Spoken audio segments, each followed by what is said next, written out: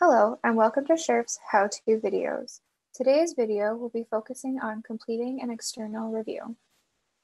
Sometimes SHRF will need external reviewers on a specific application when further expertise is needed prior to the review meeting.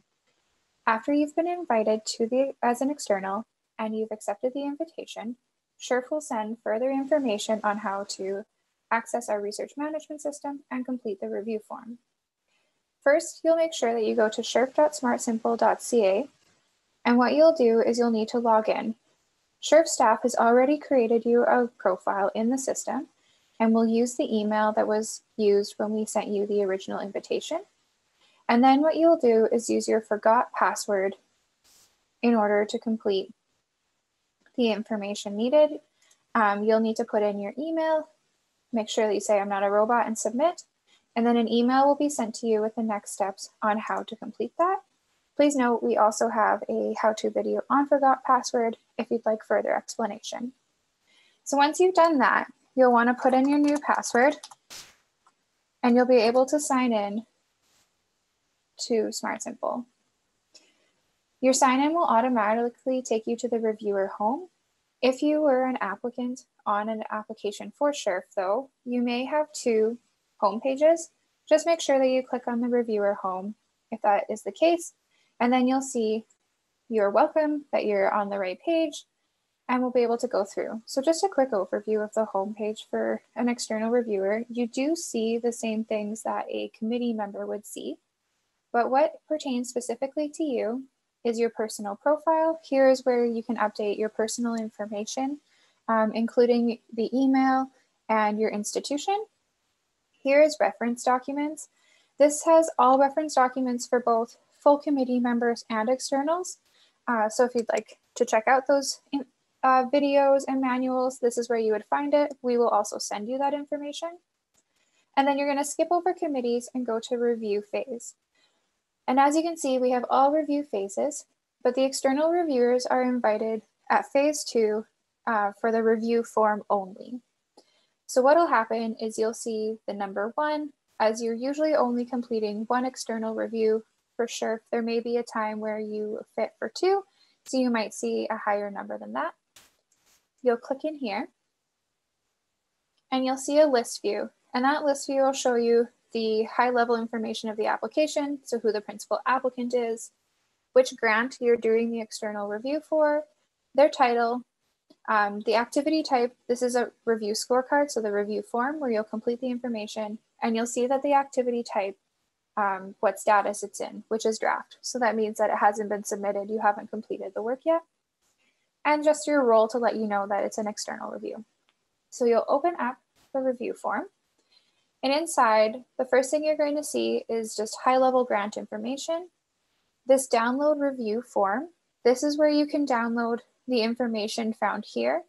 Please note you do have to complete and submit the information on the RMS, but if you would like to get this information and work offline, you can click this button, a new window will appear, and then you'll be able to see everything that will be asked in the review form, and you can work offline. So the first tab you're going to see is instructions. As previously mentioned, the external review only happens in phase 2. So you can either scroll down depending on how big your screen is, or you can use this jump to and go straight to phase 2, and that'll give you the instructions. Please note these instructions are mostly for the committee members. So something like the rating scale, you won't be giving a specific score, but it will give you information regarding the if it's an outstanding grant or an excellent grant, and then where that falls within our scoring system. So that's the instructions. Application details, what this gives you is that high-level information, who the principal applicant is, their institution, and any of their co-applicants. We've already asked you about conflict of interest information, but it doesn't hurt to review this again just to make sure. If there's something that you see that you may not have seen previously, where you could be in conflict, please contact SHRF immediately and we'll further discuss that. Otherwise, what you want to get from this tab is the View Application PDF. This is where you'll have access to the full application. So you'll click on that button. It may take a moment or two, and then another window will appear. And this window is going to bring up the entire application. So you'll see first the RMS form, and then as you go through, there are either links that you'll be able to use regarding this. So you can grab the ethics here by clicking on that, and you'll get a download, and then you can open that separately. Or everything that is linked is also an attachment at the end of the review or the application form. And you'll also see that the budget table is here. Unfortunately, we aren't able to embed the components, the attachments in the application form, but what we've tried to do is keep it as logical as possible, starting with the signature page and then going through proposal and all proposal components, and then budget, so on and so forth. From there, you can either decide to download the application to your computer, or if you'd like to have a hard copy, you can print the full application using this button. Either works. And so that's how you'll access the application. Moving on to the review form itself, each high-level criteria will have its own tab, and then there's an overall tab. For the high-level criteria, when you click into the tab, you'll then see the sub-criterias, and you'll see a drop-down directly below. These drop-downs are not mandatory, and they're there for your benefit, just to, as you're working through the application, you can identify for each sub-point what you think it is when it comes to our rating scale. So maybe the applicant for this one had done outstanding work in their proposal, whereas when it comes to this one, it could have been better. You're feeling like it's okay, so it's a good, you give it a good rating. This will just help you as you're working through your review, but as said before, it's not mandatory.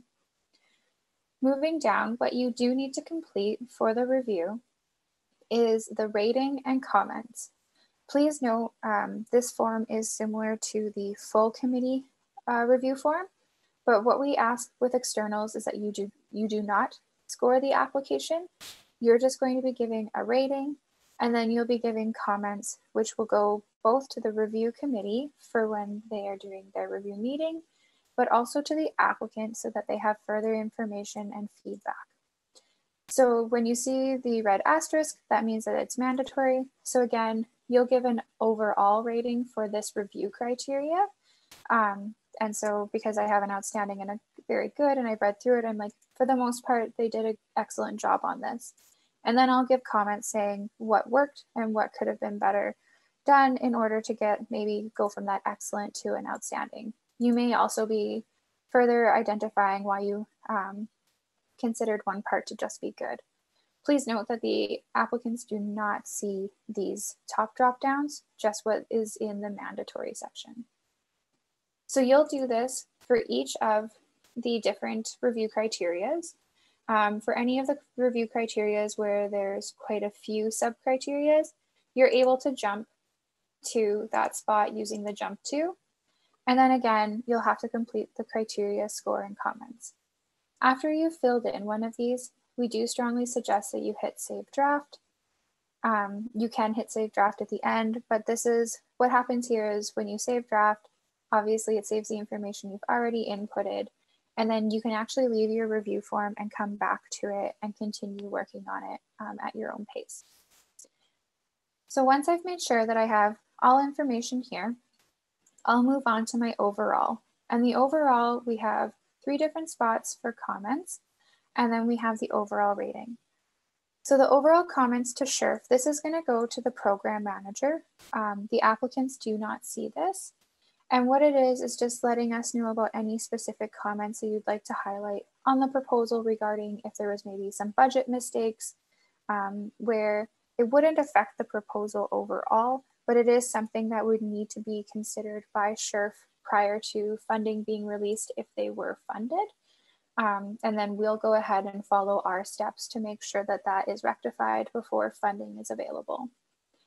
Then there's the overall comments to applicant. So this is pretty straightforward. It's your overall comments regarding the proposal and all of its attachments, and just giving them a high level of what worked and what could use more work. Please note that both the review committee and the applicants will see this. So the review committee will get an idea of what you're saying to the applicant. But if you have anything specific to say to review committee, that'll go here. This will not be shared with the applicants, but this is where you can bring up considerations for the review committee when it comes to this application, such as this is a great idea, but it just doesn't seem like the team has the feasibility to complete the work. You can then suggest like this should be funded. Things like that can all go here where it's going specifically to the review committee members. And then finally, you'll give it an overall rating. So this is where you'll decide, you know, even though maybe their relevance and need criteria was only a good, the quality of proposal and the potential for impact were outstanding. So overall, I'm going to give it an excellent. Then I suggest hitting Save Draft, again, just so the work is saved. And once you've completed all of your steps and you feel good about your review, you can submit your review to SSHRF. You'll then get a warning. And what this is doing is just saying, you know, thanks for doing this. You'll want to make sure that the review form is complete and then what to do once you're done.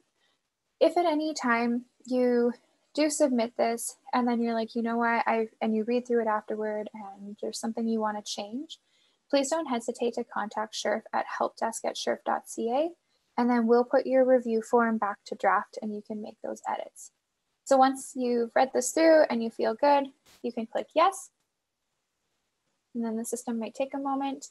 But now, as you can see, you can no longer edit. All of your buttons are gone, and that means that the review is submitted. But you can also make sure the review is submitted by going back to the review form icon and looking at the list view, and you'll see that the activity status has changed from draft to submitted. And now you've completed the review for SSHRF. Thank you.